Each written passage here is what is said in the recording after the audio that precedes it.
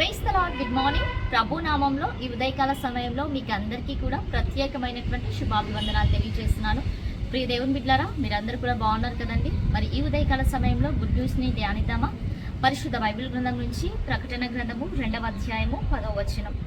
మరణము వరకు నమ్మకముగా ఉండుము, నేను నీకు జీవ కిరీటం ఇచ్చేదను. ఆమె దేవుని నామానికి మహిమ కలుగును గాక. ప్రియ దేవుని బిడ్డలారా, ఈ యొక్క ఉదయకాల సమయంలో పరిశుద్ధ ఆత్మదేవుడు మిమ్మల్ని, మీ కుటుంబాలని సమృద్ధికరమైనటువంటి దీవెనల చేత దీవించి ఆశీర్వదించి ముందుకు నడిపించును గాక.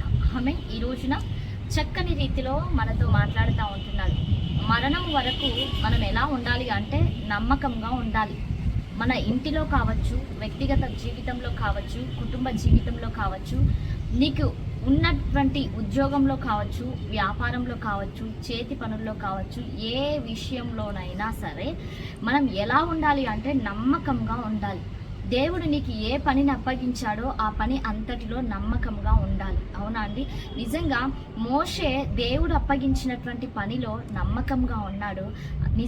ఈ రోజున ఈ ఉదయకాల సమయంలో ప్రియ దేవుని బిడ్డలారా, నీవు ఏ బాధ్యతలు అయితే తీసుకొని ఉంటున్నావో, ఎటువంటి భారాలు అయితే నీకు ఉంటున్నాయో ఆ పనులన్నిటిలో కూడా నమ్మకత్వాన్ని ఎక్కడ కూడా కోల్పోకూడదు. నీ పైవారు, నీకు సంబంధించినటువంటి వ్యక్తులు ఏదైనా నీకు ఒక పనిని అప్పగించి ఉంటే ఆ పనిని ఎందుకు ఆ వ్యక్తులు నీకు ఇవ్వటం జరిగింది అంటే వారికి నీపైన ఉన్నటువంటి నమ్మకత్వాన్ని బట్టి, అంతేకాని మరే వేరే ఉద్దేశం ఏది కాదు.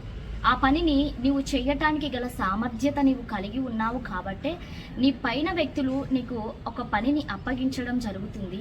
ఆ అప్పగించబడినటువంటి పనుల్లో ఎప్పుడైతే నీవు నమ్మకంగా నీవు కొనసాగించబడటం జరుగుతుందో, ఉద్యోగంలో కావచ్చు, వ్యాపారంలో కావచ్చు, ప్రమోషన్స్ అనేవి పొందుకుంటావు. అదేవిధంగా ఆత్మీయ జీవితంలో కూడా దేవుడు నీకు ఏ బాధ్యతలు అయితే అప్పగించి ఉంటున్నాడో ఆ బాధ్యతలన్నిటినీ కూడా ఎక్కడా కూడా అపనమ్మకం చోటు చేసుకోకుండా నీ హృదయంలో నీవు నమ్మకంగా యథార్థవంతుడిగా నీవు పని చేయగలిగినట్లయితే నిజంగా ఆయన నీకు జీవ కిరీటాన్ని ఇస్తాను అని ఈ ఉదయకాల సమయంలో దేవుడు మాట్లాడుతుంటున్నాడు. ఆత్మీయ కోణంలో నమ్మకత్వం అనేది చాలా అవసరం. కీర్తనల గ్రంథంలో కూడా నా యొద్ద నివసించినట్లు దేశంలో నమ్మకస్తులైన వారిని నేను కనిపెట్టుచున్నాను అని దేవుడు మాట్లాడుతూ ఉంటున్నాడు. ఆయన యొద్ద నివసించినట్లు ఎవరిని దేవుడు కనిపెడుతున్నాడంటే నమ్మకస్తులను. నమ్మకత్వం అనేది మన యొక్క విశ్వాస జీవితంలో, ఆత్మీయ జీవితంలో చాలా ప్రాముఖ్యమైనటువంటి విషయం. కాబట్టి ప్రియ దేవుని బిడ్డలారా, నమ్మకాన్ని ఎక్కడ కూడా నువ్వు కోల్పోకు. నమ్మకంగా నువ్వు పనిచేయి, నమ్మకంగా నువ్వు ప్రవర్తించు. నీకు కావలసినటువంటి సమస్తంను కూడా ఆయన నీకు ఇస్తాడు. ఆయన నీకు జీవ కిరీటాన్ని ఇస్తానని ఉదయకాల సమయంలో వాగ్దానం చేస్తూ ఉంటున్నాడు. మరి అందరం కళ్ళు మూసుకుందామా? ప్రార్థన చేసుకుందాం. సర్వాధికారి, సర్వోన్నతుడా, సజీవుడా, మీకు వందనాలు ప్రభువా. ఈ ఉదయకాల సమయంలో ఈ కార్యక్రమాన్ని చూస్తున్నాం. ప్రతి బిడ్డను కూడా మీరు జ్ఞాపకం చేసుకోండి, దీవించండి, ఆశీర్వదించండి. చక్కటి ఆరోగ్యములను, బలమును, శక్తిని దయచేయండి ప్రభువా.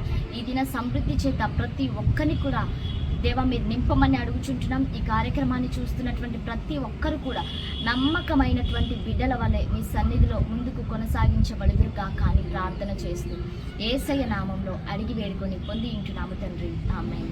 Praise the lord. God bless you all. Have a nice day.